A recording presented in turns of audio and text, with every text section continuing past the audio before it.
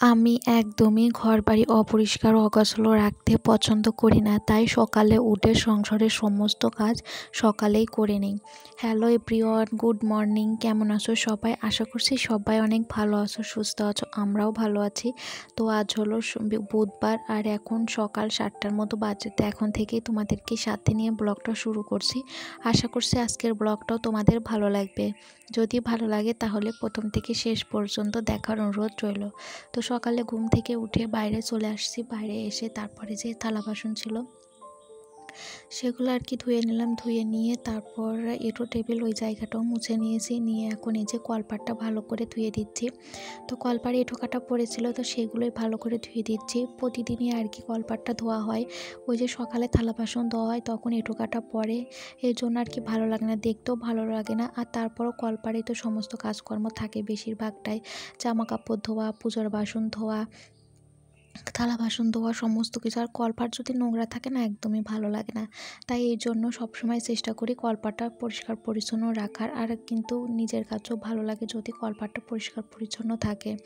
তো এই জন্য কলপাটটা ভালো করে ধুয়ে নিয়ে এই যে গামলা বালতি ভরে জল ভরে নিয়েছি। পুরো একদম গামলা বালতি 2টা ভরে জল ভরে নিয়েছি, কারণ কিছু জামা কাপড় কাচাকাচি করার আছে। জামা কাপড় বলতে ওই যে কয়েকদিন আগে বিছানার চাদর উঠিয়েছিলাম, ওইটা কয়েকদিন জমানোই ছিল। বৃষ্টি হচ্ছে আর সার্ফটাও জানো তো বাড়ন্ত ছিল। তো এর জন্য আর কি কেচে উঠতে পারছিলাম না। তো কাল রাতেই দেখলেই তো তোমরা আগের ব্লগে বাবা নিয়ে আসছে, তো সেটাই আর কি যে ঢেলে নিলাম। নিয়ে এই যে এখন সেগুলো সমস্তটা ভিজিয়ে নিচ্ছি। তো ভিজিয়ে রেখে দেবো না, কেচে দেবো।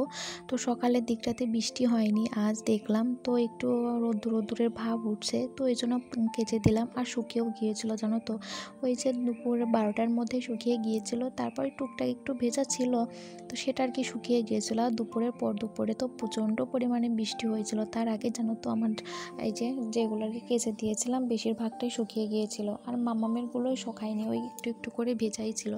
ওগুলো শুকাতে, মামামের জামা কাপড়গুলো জানো তো শুকাতে একটু টাইম লাগে। তো তাতে কোনো সমস্যা হয়নি, 2-1টা ছিল, ওগুলো আর কি ঘরেই শুকিয়ে গিয়েছিল পরে।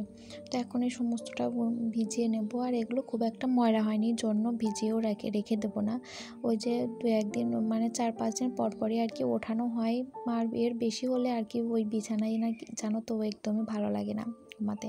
তো এই জন্য 4-5 দিন কিংবা 3-4 দিন হলে আর কি বিছানার চাদরটা তুলে ফেলি। তুলে এই যে সমস্তটা এখন ভিজিয়ে নিলাম। আর একটু সার্ফের গোলাটা বেঁচেও গিয়েছিল, তো ওই জন্য মায়ের শাড়িটাও আর কি দিয়ে দিলাম। তো ওইগুলো কেচে মেলেও দিয়েছি। দিয়ে এখন এই যে ঘরে চলে আসছি। ওই দেখতেই পাচ্ছ ওই যে রোদ্দুর উঠছে।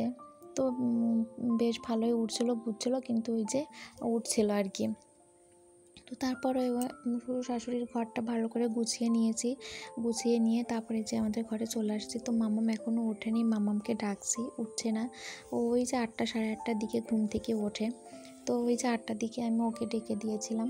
তো দেখতেই পাবে ও এখনও ঘুমিয়ে আছে, মানে এপাশ ওপাশ করছে। তারপর আর কি উঠে পড়েছিল। তো কিছু জামা কাপড় ছিল সেগুলো আর কি গুছিয়ে নিচ্ছি। কিছু সেগুলো একবারে গুছিয়ে এই যে যেখানে আর কি গুছিয়ে রাখে ওইখানে আর কি ভালো করে গুছিয়ে রেখে দিচ্ছি। ওই যে শোকেসটার ভিতরেই আর কি সমস্ত জামা কাপড় আমার মামামের সবটাই আর কি গুছিয়ে রাখি। তো আগে তো তোমরা দেখতে র্যাকে রাখি, তো অনেক দিনই হলো র্যাকে রাখা হয় না। ওই যে এখানে রেখে দিই, রেখে পর্দাটা টানিয়ে দিই। এই জন্যই আর কি ওই যে ধুলাবালিটা যায় না। আর এই যে র্যাকের মধ্যে প্রচণ্ড পরিমাণে ধুলাবালি যেত।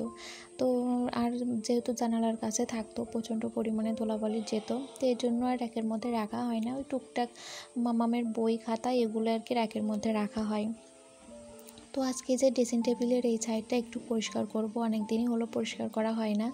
উপর একটু মোছা হয়, কিন্তু ওই যে ভেতরটা ভালো করে মোছা হয় না। তো ওই যে ভেতর থেকে সমস্ত কিছু নামিয়ে নিয়েছি, নিয়ে একটু ভালো করে মুছে নিলাম। তারপরে যে আবার যা যা ছিল সেগুলো গুছিয়ে রাখছি। খুব একটা জিনিস থাকে না ওই রেগুলার ব্যবহারের জিনিস, আর এক্সট্রা কিছু জিনিস থাকে।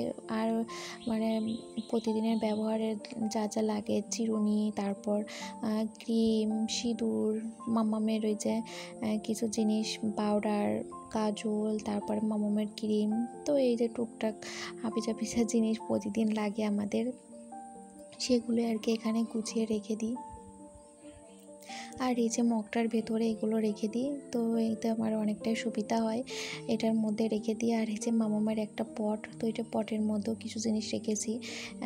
পাতলাগুলো এখানে রেখেছি আর এই মোটা জাতীয়গুলো মগের মধ্যে রেখেছি, নাহলে একটার মধ্যে যেন তো কিচিবিচি হয়ে যায়। তো দুই জায়গায় এই যে সুন্দর করে গুছিয়ে রাখলাম।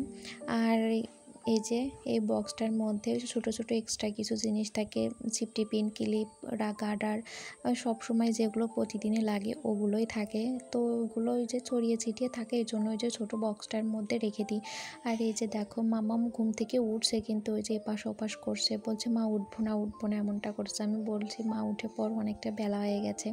তো এই যে কাঁথাটা ভাঁজ করে রেখে দিলাম। রাতে ঠান্ডা পড়ে, তো এখন যেহেতু বৃষ্টি হচ্ছে দিনের বেলা, রাতেও বৃষ্টি হয়, তো এই জন্য ঠান্ডার পরে হালকা, তো ওই জন্যই যে পাতলা একটা কাঁথা গায়ে দিতে লাগে। তো সেটা গুছিয়ে রেখে বিছানাটাও ভালো করে গুছিয়ে নিয়েছি। মামাম উঠে পড়েছে।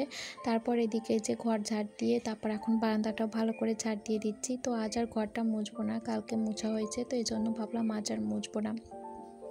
তো এখন স্নান করবো, তো তার আগে একটু মাথায় তেল দিতে হবে। কয়েকদিন হলো তেল দেওয়া হয় না, তো কাল রাতে বাবা এনেছে, তো ভাবলাম তেল দিয়ে 2 দিন আর কি রাখবো, তারপরে শ্যাম্পু করে নেব।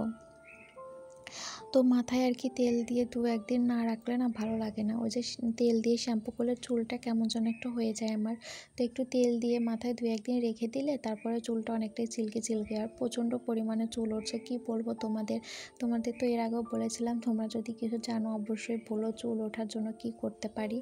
তো এর আগে ওই যে লেবু নিয়েছিলাম, তো ভেবেছি পেঁয়াজের রস নিব মাথায়, যেই দিন আর কি শ্যাম্পু করব। আর অ্যালোভেরাও আছে জানো তো, ভেবেছি এই দুটো মিক্সড করে আর কি মাথায় নিব চুল ওঠার জন্য। বিয়ের আগে অনেক কিছুই করেছি চুল মানে ভালো রাখার জন্য, চুলের যত্ন অনেকটাই করেছি। এই যে বিয়ের পর মাম্মাম হওয়ার পর আর সেভাবে নিজেরও যত্নই করা হয় না।